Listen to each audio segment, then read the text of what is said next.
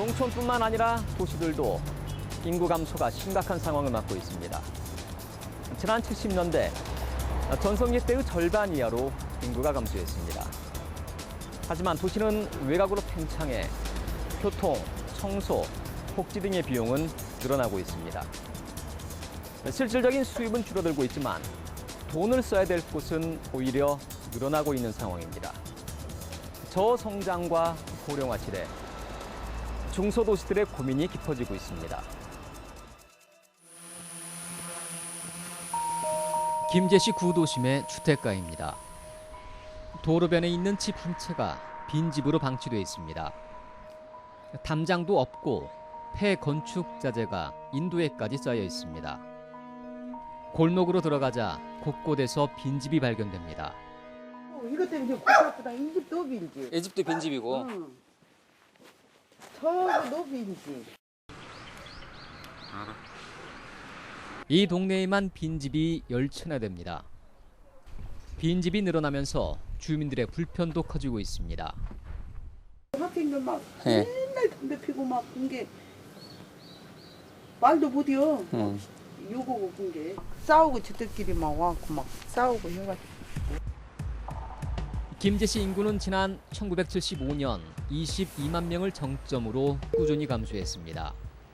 지난 2015년 인구는 8만 4천여 명, 62%나 줄어 전국의 시지역 가운데 가장 높은 감소율을 보였습니다. 김제 인구가 뭐 한 8만 9만 되나? 안 돼요. 없어요. 하고 애기들 교육 담소에 삼시로 전부 다 나가버려놔서 없어 사람이. 공무원들도 전부 다 4분의 3이 전주군산이 이래서 출퇴근하지.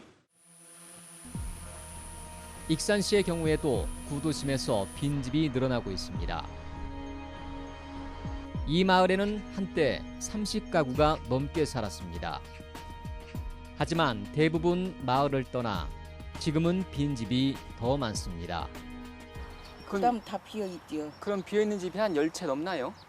그 정도 될 거예요. 많이 있었는데 여기가 도로나고 예. 다들 이사 갔지요. 여기가 예. 많이 있었는데. 그런 게 이제 여기 사는 사람은 한 10명도 안 돼요. 단독주택뿐만 아니라 연립주택과 다세대 주택의 공실률도 작지 않습니다. 익산과 김제에선 지난 10년 동안 연립주택과 다세대 주택의 공실률이 해마다 14% 이상 증가해왔습니다. 정읍시청 바로 앞에 있는 구도심입니다. 곳곳에서 빈 점포를 어렵지 않게 찾아볼 수 있습니다. 인구 감소는 중소도시마다 구도심의 공동화를 불러왔습니다. 한 27, 8년 됐습니다. 그러면 지난 10여 년 동안 이쪽 거리가 좀 어떻습니까? 상권이? 예, 그때 처음 시작할 때는 그래도 사람이 많이 다녔는데 지금은 차만 많이 다녀요. 사람은 안 다니고. 예. 그리고 예. 매출 같은 것도 그때에 비해서 많이 줄어들고. 인구는 계속 감소하는 상황에서 구도심에 대한 대책은 없이 시 외곽의 택지 개발이 이루어진 결과입니다. 신시가지나 주택단지가 만들어지면서 상권 이동이 이제 신시가지 쪽으로 이동되면서 도시 공동화 현상이 생기고, 또 그로 인해서 그 도시 중심 지역에는 상당히 많은 상가들이 지금 빈집으로 남아 있고 임대가 나와 있는 지역들이 굉장히 많습니다. 정읍시 인구는 지난 1975년 최고를 기록한 뒤 계속 줄어들어 전성기에 50%가 넘는 감소율을 보였습니다. 국토연구원이 국내 77곳의 일반 시의를 조사한 결과 전북의 4곳의 지자체는 인구가 계속 감소하는 지속적 축소형에 해당하는 것으로 나타났습니다. 전라북도 중도도시에서 이제 인구가 줄어드는 요인은 이제 다른 좀 대도시하고 비교해서 생활 환경 자체의 이 수준이 낮아지고 있어요. 생활의 그 발전 지수가 이렇게 낮아진다고 느껴지는 거죠. 그러니까 그것을 이렇게 떠나게 되는 상황이 발생하죠. 문제는 인구는 계속 줄어들지만 자치단체 살림살이 비용은 더 늘어난다는 것입니다. 김제 시내를 오가는 시내버스입니다. 이 노선은 승객이 적어 적자가 나는 노선입니다. 이 구간은 적자 노선은 아닌가요? 김제에는 흑자 노선이 없습니다. 아예 흑자 노선이라는 게 없어요. 김제 자체는 거의 다 적자예요. 그럼 여기 오후 같은 경우에 뭐 한 두어 분 태우고 가는 경우도 좀 있어요? 저희 빈차로 다니는 경우는 허다해요. 빈차로 다니는 경우는 허다하고요. 자치단체 보조금이 없으면 버스 운행은 중단될 수밖에 없는 구조입니다. 김제시가 시내버스 업체에게 지원하는 적자 노선과 벽지 노선 버스 보조금은 지난 2008년 56억 원에서 지난해 28억 원으로 증가했습니다. 정읍시의 경우에는 버스 보조금이 15억 원에서 지난해 31억 원으로 2배 넘게 증가했습니다. 인구는 계속 감소하기 때문에 버스 보조금은 더 늘어날 수밖에 없습니다. 손님은 줄어들고 점차. 그리고 또 이제 그 운영비는 올라가고 어디 버스 좀 넣어달라 그런 민원 같은 것도 들어오고 그래요. 그러면 저희가 이제 무한정 넣을 수는 없지만 그래도 가능한 데는 이제 버스가 그쪽으로 경유해서 이렇게 가도록 그런 식으로 하거든요. 그러다 보면 이제 운행하는 거리는 조금씩은 늘어났죠. 기본적으로 인구 감소는 세금을 낼 사람이 줄어든다는 것을 의미합니다. 하지만 도시개발로 도시가 팽창하면서 도시를 유지하기 위해 세금이 들어갈 곳은 더 늘어나고 있습니다. 이제 도시 교통이랄지 버스랄지 그다음에 생활용수랄지 공유 이런 부분들이 적정 인구가 돼서 이것이 수요를 이렇게 창출해 줘야 되는데 오히려 그것이 이제 줄어들고 그러나 이제 공공재라는 것을 한번 만들어주면은 그 공급은 지속돼야 되기 때문에 그 지출이 워낙 이렇게 늘어나지죠. 김제시 외곽에 있는 온천시설입니다. 지난 2001년에 문을 열었지만 한 달 만에 문을 닫았습니다. 여전히 주인을 찾지 못해 건물은 폐허가 돼가고 있고 드넓은 주차장도 방치돼 있습니다. 2014년도인가 시에서 아마 그때 이걸 되게 다시 민간주택 해가지고 온다고 하더니 또 제대로 안 됐는지 지금 여기가 전경들 와서 훈련하고 화물차들 막 저렇게 개인적으로 받쳐놓는 차들 불법으로 받쳐 빼놓고. 김제시는 이 위락시설을 유치하고 활성화하기 위해 왕복 4차선의 진입로까지 개설했습니다. 하지만 통행량은 거의 없습니다. 취재진이 10분 동안 지켜본 결과 온천시설 방향과 왼쪽으로는 석대, 온천시설의 오른쪽으로는 차량이 한 대도 지나가지 않았습니다. 오늘 보니까 통 이용하는 분이 안 계시네요. 아이고 이 폐업이 됐은 게 뭐 누가 사람이 얼마나 오겠어? 큰 차는 별로고 다니는 차량은 거의 없고요. 그리고 이제 그 농사짓는 사람은 이제 용달차 같은 거 이런 것을 많이 사용을 하지. 거의 사용되지 않는 도로지만 유지 보수 예산은 빠지지 않고 들어갑니다. 무분별한 도시개발과 도시 확장이 지방자치단체에게는 두고두고 부담이 되고 있습니다. 지금처럼 인구가 계속 줄어드는 구조에선 자치단체들은 인구와 재정 능력에 맞게 살림살이를 줄여나가야 됩니다. 우선 새로 짓는 문화체육시설 등에서 거품을 빼는 것이 시급합니다. 근본적으로는 도시의 무분별한 팽창을 막기 위해 구도심에서 도시재생 사업을 내실 있게 추진해야 됩니다.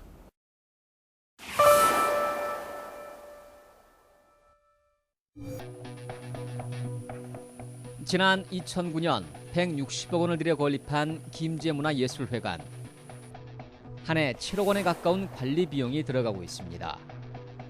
하지만 수익은 4천만 원도 되지 않아 6억 원이 넘는 적자를 내고 있습니다. 시민들한테 문화 혜택을 줄 목적이기 때문에 수익성 사업이 아니거든요. 수익성 사업이 그러면 민간 혜택을 해가지고 이제 해야 되는데 그렇기 때문에 뭐 적자 오는 그런 것은 좀 제가 생각할 때는 조금. 지난 96년에 건립한 익산 솜리문화예술회관.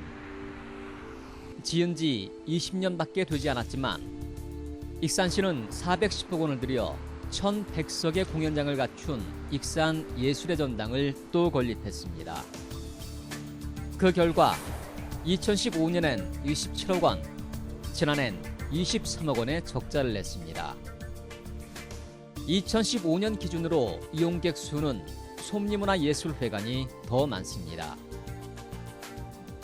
익산시는 해마다 지방세 수입의 5%가 넘는 예산을 이 시설을 운영하는 데 사용하고 있습니다. 전국의 거의 모든 예술의 전당이 1200석입니다.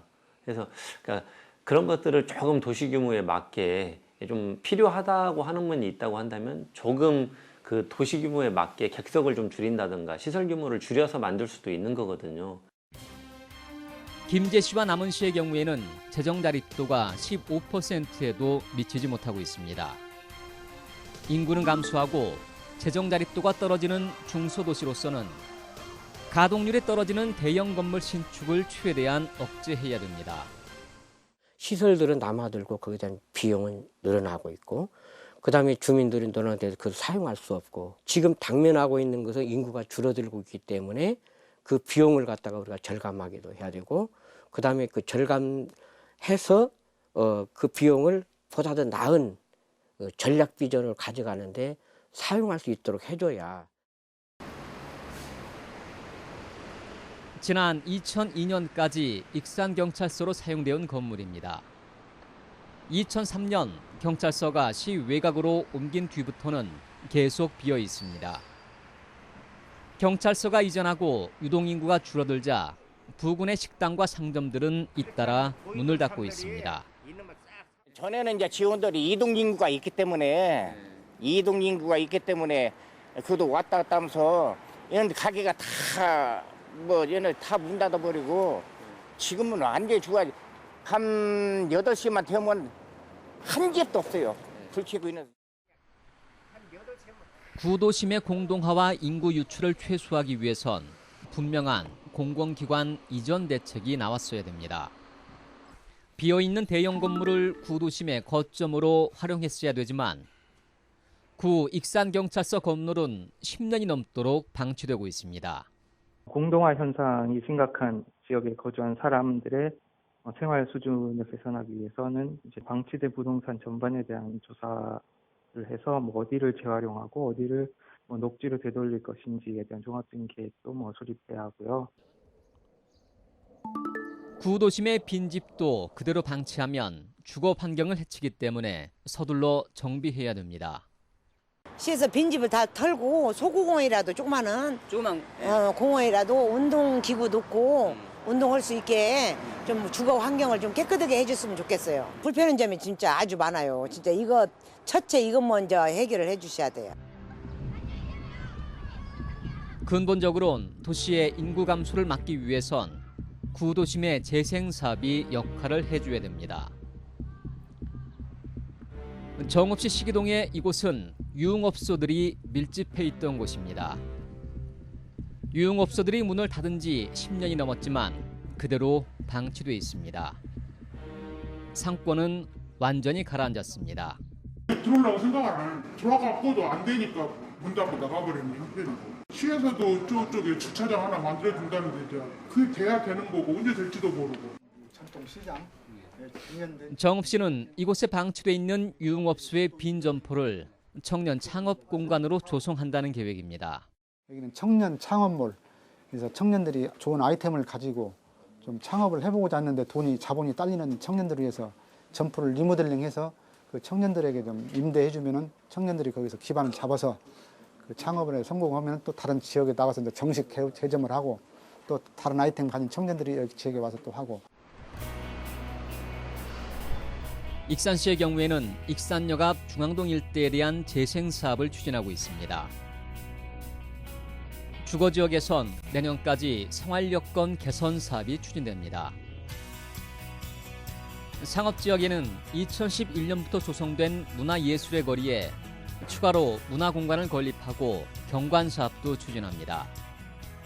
경관 협정에 관련된 부분에서 전국에서 선도적으로 마찬가지 나가는 그런 사업이거든요. 그래서 이제 하나씩 그런 복합 문화 공간도 조성이 올해는 이제 완공이 되고 그런 부분에서 좀 약간씩은 음식거리에도 마찬가지 이제 좀 확장되는 그런 부분이 있습니다.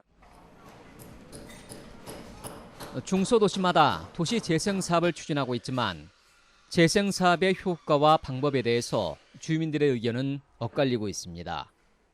문화의 예술의 문화라고 아무리 해도 우리 상인들끼리만 몇 분만 왔다 갔다 하지 아무 활성화가 없는 것 같고, 첫째는 우리 중앙동에 완벽하게 어디서 주차할 공간을 만들어줘야 활성화가 될 것 같아요.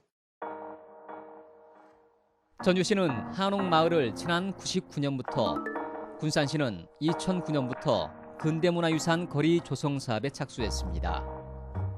구도심 재생 사업에 발빠르게 뛰어들었지만 나머지 자치단체들의 대응은 최근에서야 이루어졌습니다. 사업 내용이 다른 지역과 뚜렷하게 차별화되지도 않습니다. 구도심 활성화에 대한 계획들이 전통시장 개발을 통한 분양 외에는 구도심 지역에 대한 상가 활성화에 대한 대책들이 거의 진행되고 있지 못하다, 이런 생각이 좀 하고 있고, 인구가 계속 줄어들 수밖에 없는 저성장 시대에 접어들었지만 자치단체의 도시청사진은 현실을 제대로 반영하지 못하고 있습니다. 김제시가 지난 2009년에 세운 도시기본계획엔 2015년 김제시 인구를 14만 700명으로 예상했지만 실제 인구는 60%인 8만 4천여 명에 그쳤습니다. 그런데도 2025년 계획 인구는 15만 명으로 잡고 있습니다. 현재 인구 추세로 봤을 때는 이렇게 되기가 좀 어렵지 않겠나 싶은데요. 새만금 그쪽 개발 방향에 따라 조금 변동이 있을 것 같긴 한데요. 새만금 연계되면 이쪽 부안이나 군산이나 김제는 인구가 늘어날 것은 조금 가시적이지 않나 생각은 들어요. 익산시의 경우 원래 2015년의 계획 인구는 42만 명이었지만 실제로는 72%인 30만 1,000명에 그쳤습니다.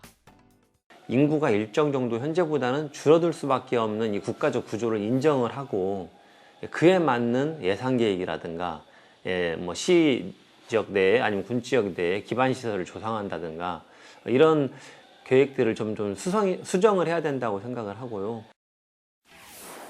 정읍시도 2015년 계획 인구가 18만 7천 명이었지만 실제로는 60%인 11만 명이었고 2025년 인구는 19만 명으로 증가할 것으로 전망하고 있습니다. 이처럼 뜬구름 잡는 청사진에 집착하게 되면 자치단체의 예산과 자원은 효율적으로 사용하기 어렵습니다. 나눌 수 있는 성장의 파이도 이제 적다 보니까 이제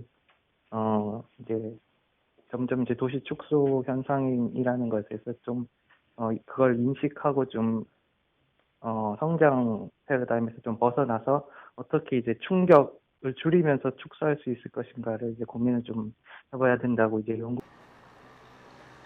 결국 인구가 감소하는 저성장 시대에서 줄어드는 곳간을 어떻게 채울 것인지, 나가는 돈은 어떻게 줄일 것인지, 이를 위한 중장기 계획은 어떻게 세울 것인지 자치단체들의 인식의 전환과 진지한 고민이 필요한 시점에 와 있습니다.